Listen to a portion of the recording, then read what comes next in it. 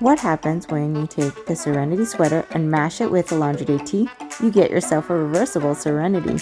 Come, I'll show you how. First, you take the back of the Serenity Sweater in your size and the same size in the front of the laundry day.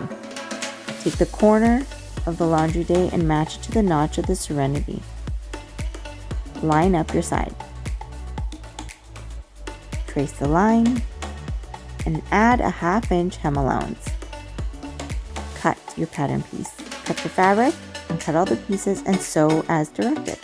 Once complete, you will notice that the larger neckline may cause the fabric to fall off your shoulders. You can add an optional stationary band width and length to your preference. Sew right sides together, turn it right side out,